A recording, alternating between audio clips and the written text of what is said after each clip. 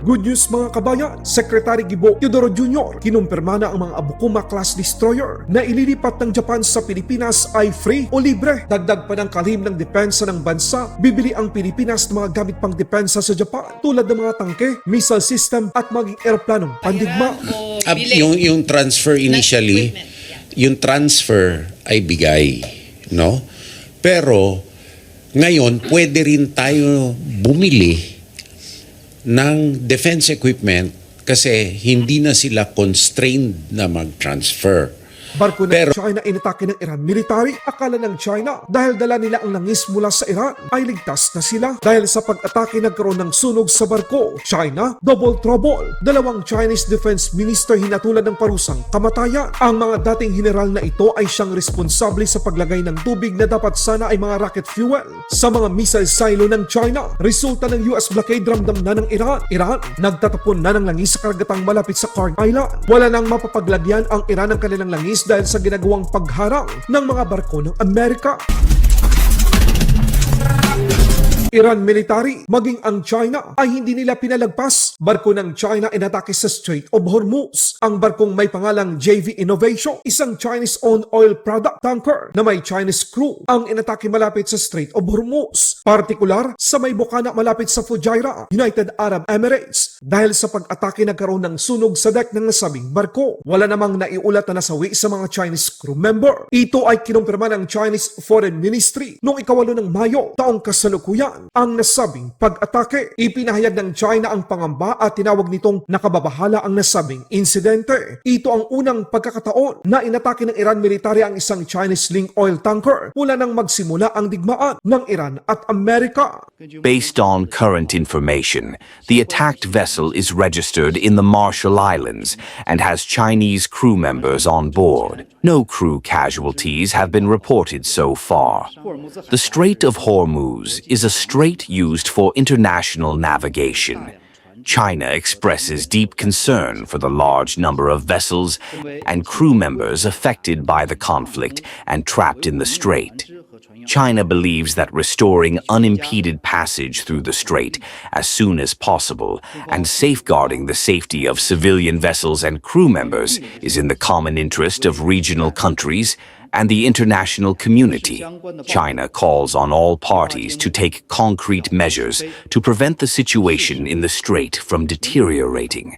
Dalawang Chinese Defense Minister hinatulan ng kamatayan. Noong 7 ng Mayo taong kasalukuyan, ang isang military court sa China ay nagbigay ng death sentence sa dalawang dating Chinese Defense Minister na si General Wei Fenghe. Siya ay naging Defense Minister ng China taong 2018 hanggang taong 2023. Si General Li Shangfu ay dating Defense Minister ng China ng taong 2023. Sila ay guilty sa pagbibigay at pagtanggap ng malalaking suhol. Kapwa sila dating miyembro ng Central Military Commission, ang pinakamataas na kinatawan ng militar ng China, kasama sa hatol ang pagtanggal ng lahat ng political rights habang buhay at pagkumpiska ng lahat ng kanilang ari-arian. Ito ay bahagi ng patuloy na malawakang anti-corruption purge ni President Xi Jinping. Sa loob ng People's Liberation Army, maraming matataas na general, lalong-lalo na sa Rocket Force, ang inalis, tinanggal dahil sa malawakang korupsyon. Isa na dito ang balitang lumabas na maraming Chinese missile silo sa Western China ang punong-puno ng tubig na dapat sana ay mga rocket fuel. Malaking problema ng Iran, nagsimula na, langis itinatapon na ng Iran sa baybayin dahil sa wala na itong mapaglalagyan pa. Walang barkong makapasok sa mga pantalan ng Iran upang magkarga ng langis sa Khark Island. Ayon sa mga eksperto, nagsimula na ang malaking epekto sa Iran ng US blockade. Good news naman mga kabayan, kinumpirma ni Defense Secretary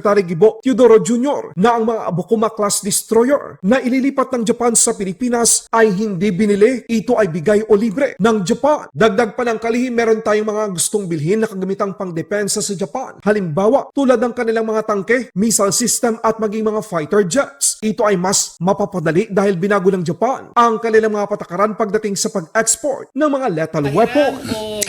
Yung transfer initially, yung transfer ay bigay, no? Pero ngayon pwede rin tayo bumili ng defense equipment kasi hindi na sila constrained na mag-transfer. Pero may guidelines yan. Kailangan aligned ang bansa sa kanila at nangingilala ng parehong mga prinsipyo sa ilalim ng international law, no? So, initially, bigay at nakabigay na nga dahil tayo sa 3 taon na nakalipas ang tumanggap ng official security assistance sa Japanese government. At ito, makakabukas pa. Kasi alam naman natin, ang industrial capacity ng Japan, may capability sila for higher technological capabilities, higher value in scope, at lower cost. Kaya excited ako makita ito even joint co-production and other. Absolutely. Last question. Sir, Jerome from Bloomberg. Yes, Sec, just you mentioned transfer in the meantime, but as we build confidence, we build capability with Japan, like particularly on the acquisition, what equipment are we looking at that we can acquire from them later on that will match the needs of the Well, we are Philippines? already acquiring domain awareness equipment from them, whether by transfer or by purchase. And it stands to reason that it's reasonable because you have to have one picture in either your air domain or your sea domain that we converge in one data system. It's very important, even for operational security. We also are in the pipeline talking about maritime capabilities. They have very, very advanced air capabilities, but I do not think it is still open for export. And lastly, Secretary, the transfer of the Abukuma class and then TC-90, will it happen this year or at least start this year? Well, we look forward to them. The TC-90 have already been transferred, right? So if there are additional ones, that's something that we look forward to, since the Navy already has the expertise for it. We should want to upgrade to, no? Now, for the Abukuma class, I'll wait until it happens, but hopefully I want to see it happen very, very soon. Can we get your comment on Japan's historic decision last month to lift the ban on the export of their Well, it is combat weapons? indeed a reaction and a realization of the need to converge for regional peace and stability. As my answer was to the earlier question, that no one country can do it alone. We need to converge, and by converging we mean interoperability too.